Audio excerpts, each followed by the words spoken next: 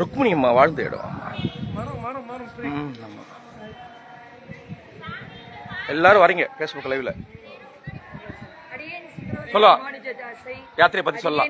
2017 இருந்து சுவாமியோட யாத்திரையை தொடர்ந்து செஞ்சுட்டே வர்றேன். வருஷா வருஷம் அவர் கூட ஒரு யாத்திரை போகணும் அப்படிங்கிறது நானும் என்னோட அம்மாவும் சேர்ந்து வந்துட்டு இருக்கோம். ஒவ்வொரு தடவையும் ஒவ்வொரு அனுபவம். இங்கே துவாரகா யாத்திரை இந்த தடவை எங்களுக்கு அமைஞ்சிருக்கு.